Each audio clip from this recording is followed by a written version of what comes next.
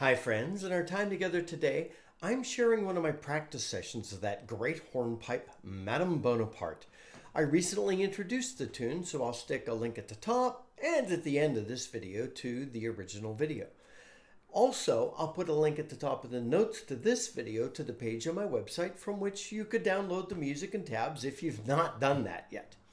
Now, for the practice session today, I'll be using the Carbony wide bore, low D, with close finger spacing, and the Killarney high D brass.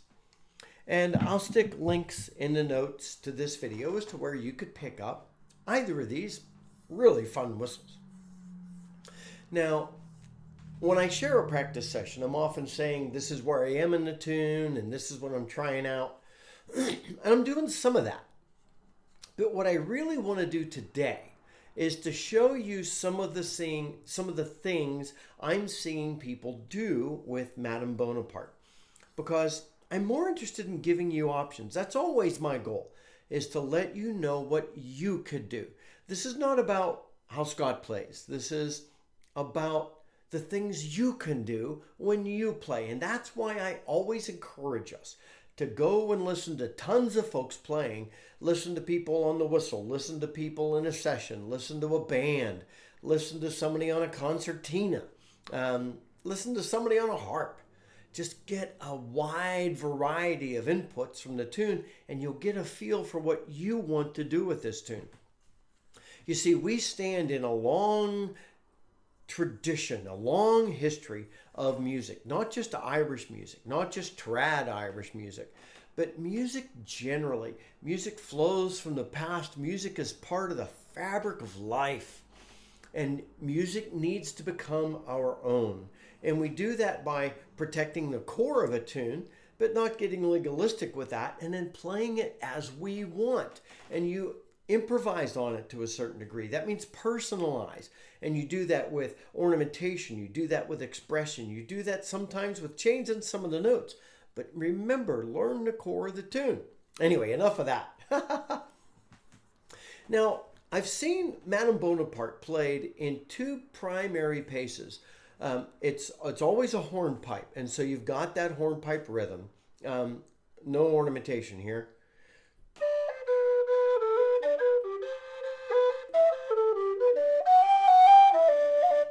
So it's got that bouncy, you just want to get up and enjoy it, rhythm to it. But I've seen some folks playing it more slowly, as though it were just a delightful a set dance, as it were. And they're playing it a little more slowly.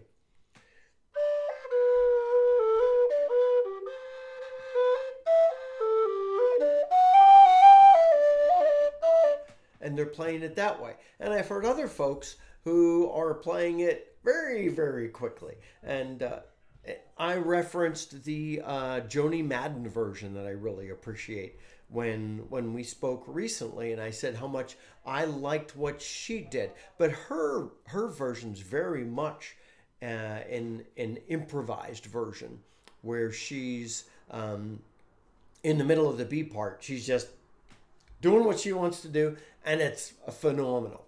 And I'm not going to attempt to imitate Joni, because I want to learn from her, but I don't want necessarily to only play like she's playing. I want to be free to play like I want to play. Now, there are some differences with how the ornamentation and expression goes in the slow versions and the fast versions.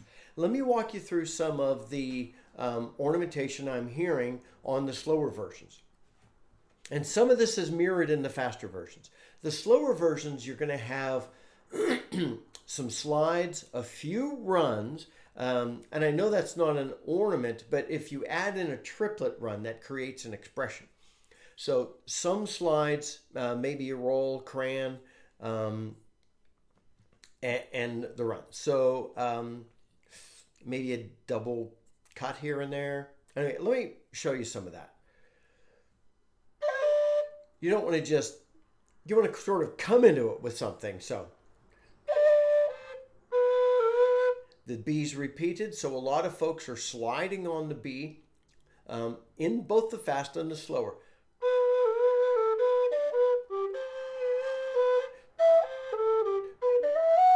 And yes, in the slower version, you'll get some triplet pairs.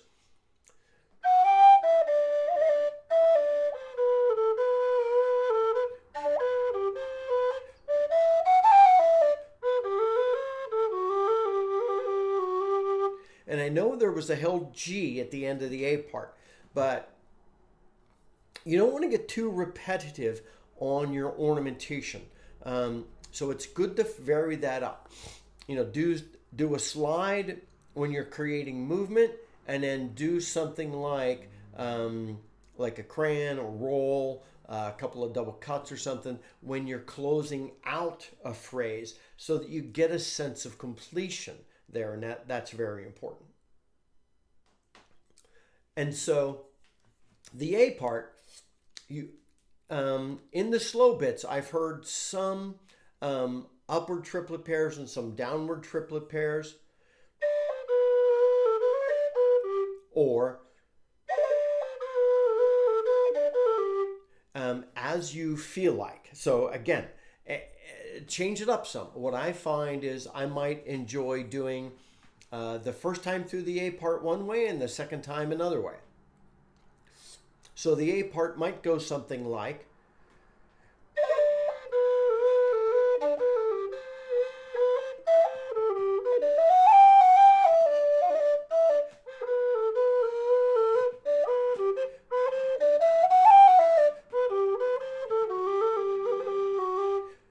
okay, and then repeat that, add a little variation.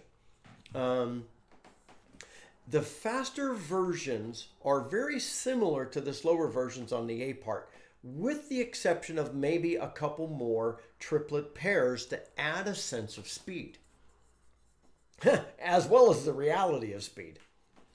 And then you get into the B part. And this is where the slower and the faster versions really diverge from each other. But on the slower versions, I've heard a slide in,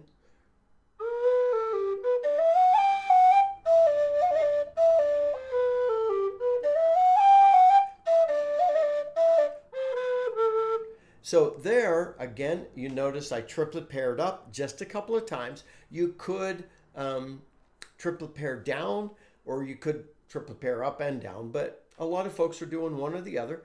Take your pick, see what you're feeling, swap it out on the repeat if you'd like. Most of the slower versions, when you get to the bouncy section, which is next, are simply playing the bouncy section.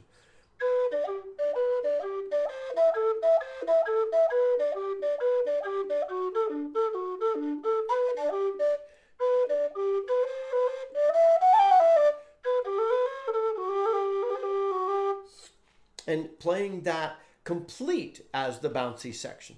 Now, when you get to the faster versions, it will be a little different again. And you'll notice that I did throw in a couple of triplet runs, replacing, those. The core is, it's nice to go. So that adds a little more movement. So I'm going to put the Carbony down, and I'm going to pick up the Killarney, because it's nice to do a different whistle sometimes, isn't it? So I want to think through some of the way the faster versions go, and I'm just going to, and again, this is not for me to play through it. This is for me to demonstrate what I'm seeing. Another time I'll play through it. I still need to work on it more, though. That's my comment on where I am. I think I know what I want to do with this tune, and I'll share a couple of things that I'm doing, because I want you to learn to improvise for yourself. So you get on the faster versions, the A part's going to sound very similar to the slow versions, just faster. Maybe with another triplet pair or two to create a bit more speed feel.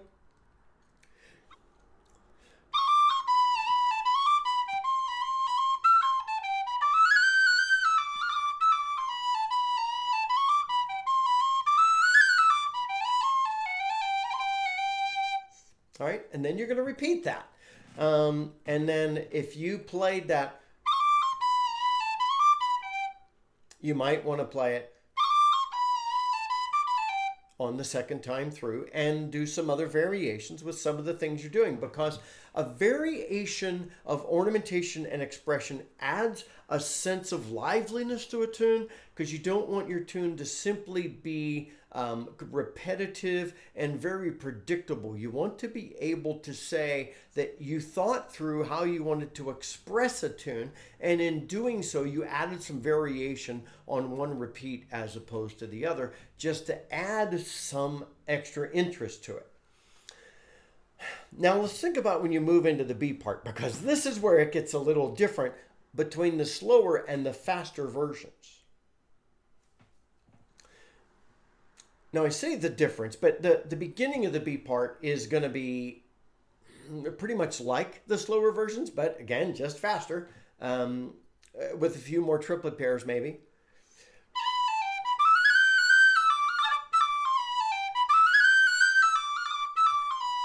And I think that's a lot of fun to play. You're going to find it sounds difficult, but your fingers are going to want to roll in that pattern. The triplet runs actually make the flow of the tune a little easier to play faster, or at least my fingers think so. Maybe yours will as well. And you don't have to do the same triplet pattern I did. Find what makes it feel the way you love to play it and enjoy playing it. And after that intro on the B part, you then get to the jumpy bits.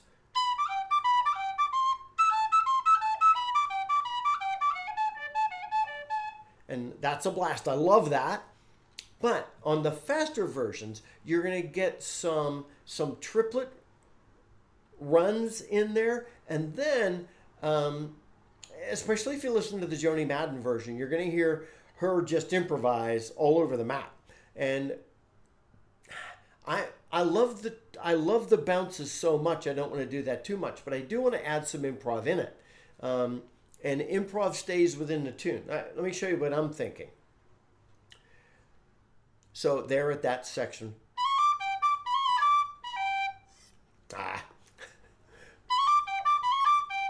You could do that. And I think most folks, they're putting it on the 1 and the 3, putting their triplet runs. But I like to maintain, for me, some of the bouncy bits. And then when I get to that third measure, instead of returning to the, I wanted to do,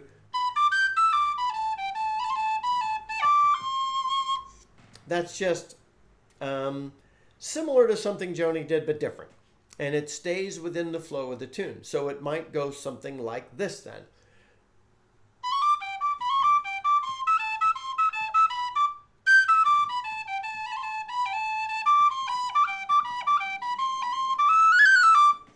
Okay, and then add some other triplet runs in on the bouncy bits. Then to add variation, and I want to play the B part through here in a moment. To add some variation, I take that up an octave.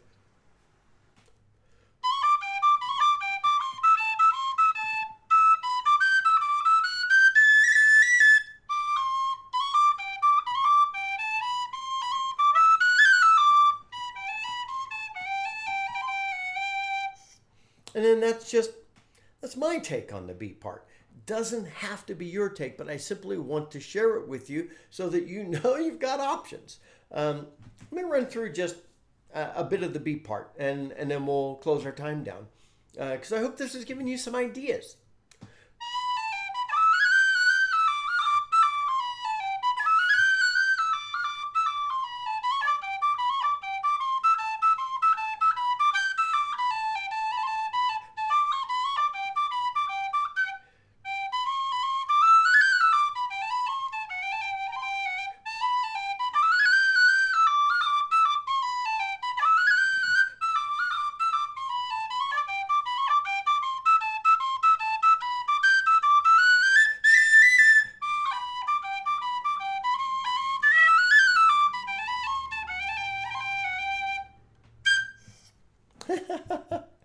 See, it's a lot of fun.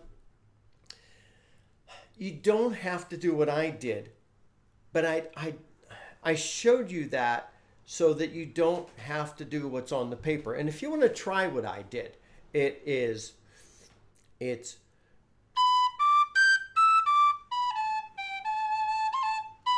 that's B, D, G,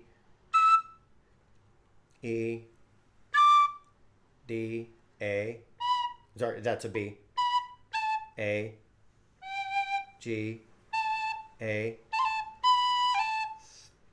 You just do that. Try it out. Try what you want to try.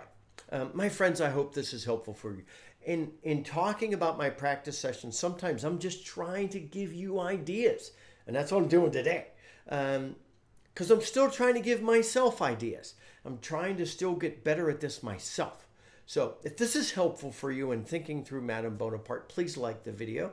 That helps promote us with YouTube. If you're brand new and just checking us out because of the tune, please subscribe and join our amazing community of folks learning the whistle. And I know I didn't play through the whole tune today. I'll do that after I've had a chance to practice it more, because I'm still working on it, still making decisions. But I wanted to stop at a snapshot in time as to where I was, so that I could give you some ideas as to where you could be. So my friends, enjoy playing this. Let me know some of your favorite versions. Until next time, this is Scott Shade. Happy whistling, friends.